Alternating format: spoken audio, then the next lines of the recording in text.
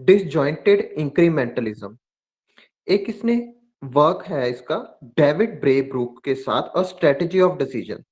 तो इस किताब में या इस पब्लिकेशन में इसने फोकस किया प्रॉब्लम पे और कहा सिंप्लीफाई करना है हमको पे फोकस रख के 6 मेथड दिए जिससे हम इंक्रीमेंटल एनालिसिस कर सकते हैं। पहला, एनालिसिस फ्यू फैमिलियर ऑल्टरनेटिव्स। तो ये क्लियर है, कुछ ऑल्टरनेटिव्स को एनालाइज करना है जो फैमिलियर है, एग्जिस्टिंग पॉलिसी के नजदीक है, या फिर लिमिटेड नंबर ऑफ ऑल्टरनेटिव्स को एनालाइज करना है। Intertwining values and policy goals with empirical analysis of problems. जैसे बेल कोई पेड़ के आसपास गोल रूप में चढ़ती रहती है ऊपर, उस तरीके से इंटरट्वाइन कर देना, मिक्स कर देना है जो पॉलिसी गोल्स या वैल्यूज है एम्पेरिकल एनालिसिस के साथ जो प्रॉब्लम है उसकी।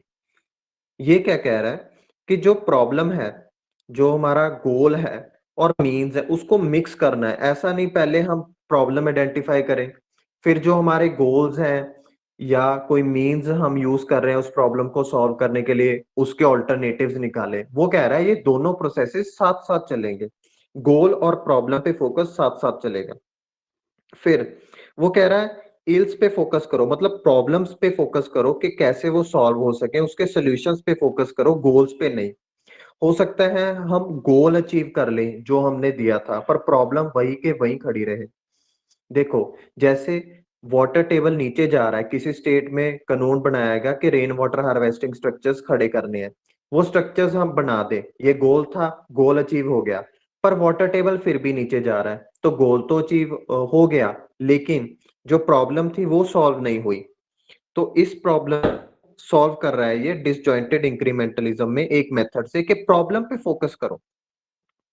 फिर trial and error learning, analysing limited number of alternatives, fragmenting analytical work to many partition participants.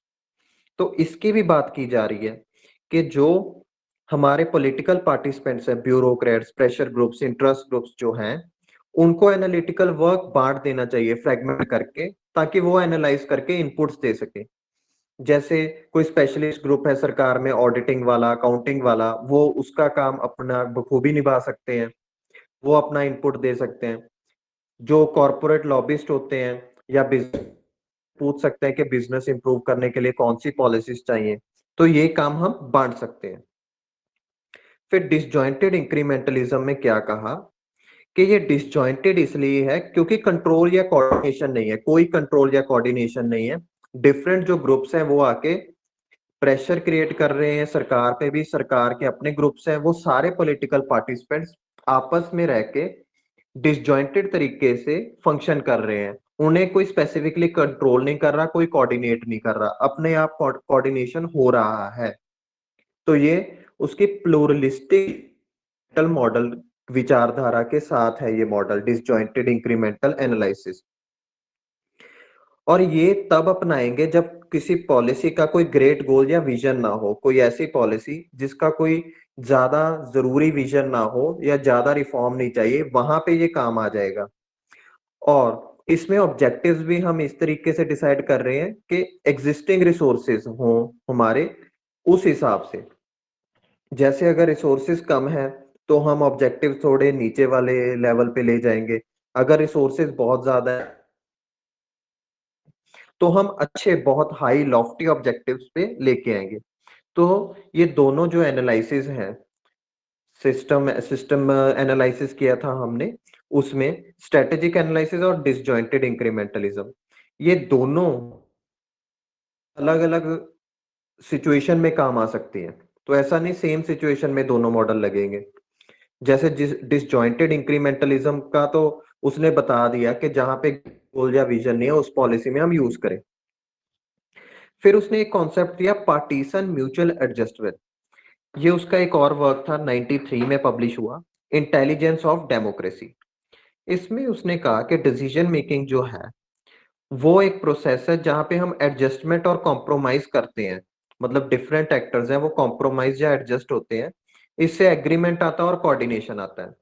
जैसे फार्मर यूनियन है, लेबर यूनियन है, बिजनेस ग्रुप्स हैं, वो सरकार पे म्यूचुअली प्रेशर भी डालते हैं, आपस में भी उनका प्रेशर है, और उससे जो डिसीजन मेकिंग है वहां पे कुछ कॉम्प्रोमाइज होता है। फार्म यूनियंस कहते हैं कि अच्छा इतना नहीं तो इतना एमएसपी दे दो, ये पॉलिसी अपना लो। लेबर यूनियन उस तरीके से, बिजनेस इंटरेस्ट ग्रुप के इस तरीके से कॉन्ट्रैक्ट फार्मिंग आ जाएंगी।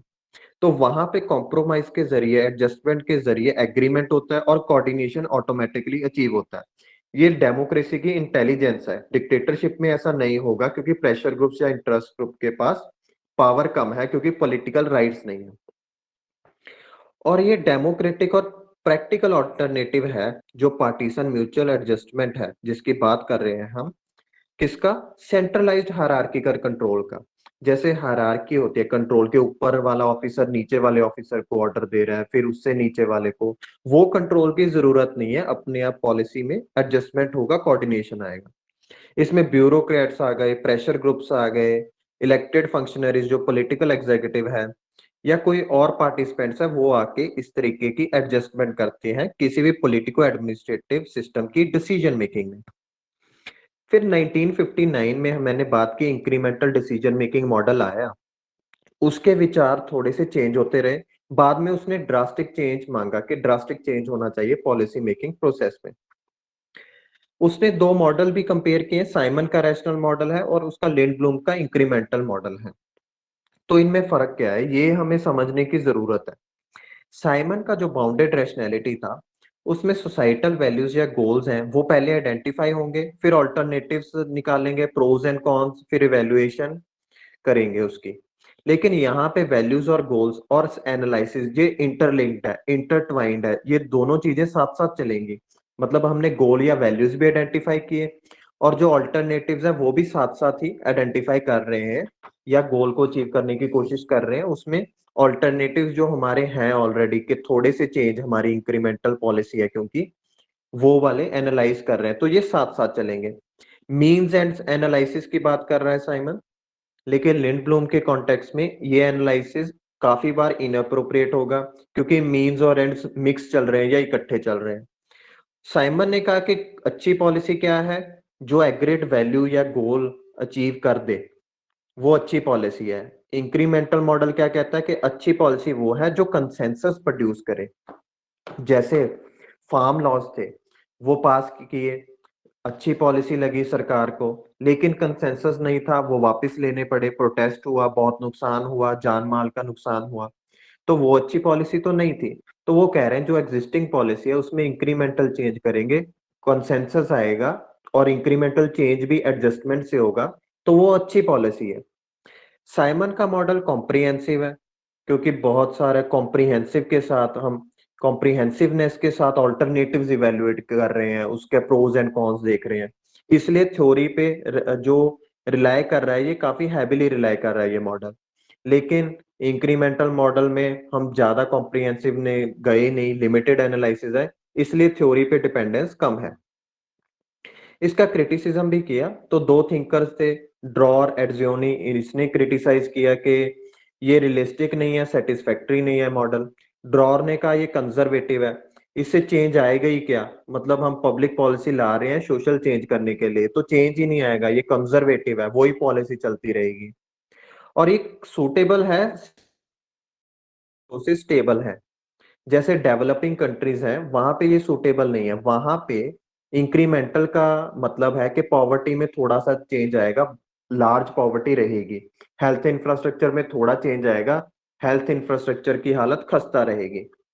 लेकिन जो डेवलप्ड कंट्रीज हैं वहां पे ये मॉडल चल जाएगा। वहां पे थोड़े थोड़े चेंजेस हैं, ऑलरेडी सिस्टम चल रहा है, उसमें चेंजेस ज्यादा करने की जरूरत नहीं है, थोड़े थोड़े चेंजेस से हम पॉलिसी को इंप्लीमेंट कर पाएंगे और अच्छी तरीके के रिजल्ट हम पा सकते हैं।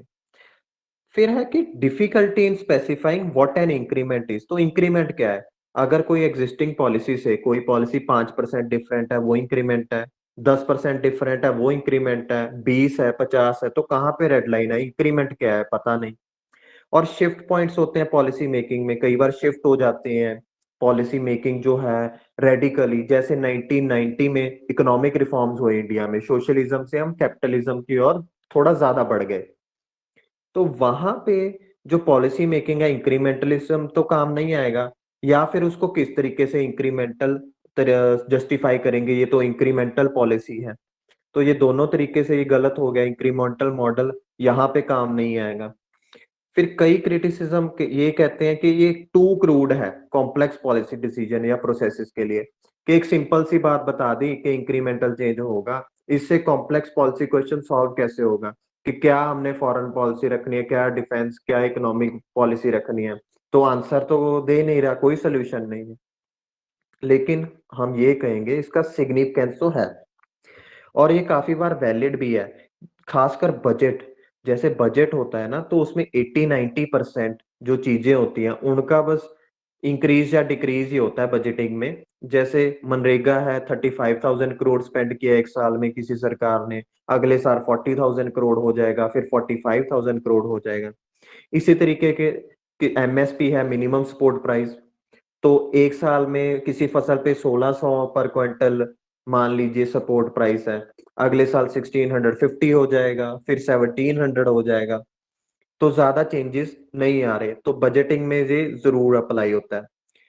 और ये इंक्रीमेंटल मॉडल जो है, ये काफी बार हमें पॉलिटिकल प्रोसेसेस में देखने को मिलता है, क्योंकि जो पॉलिटिकल एक्टर्स हैं वो ज्यादा छेड़छाड़ सिस्टम के साथ नहीं करना चाहते, स्पेशली जो सरकारें होती हैं।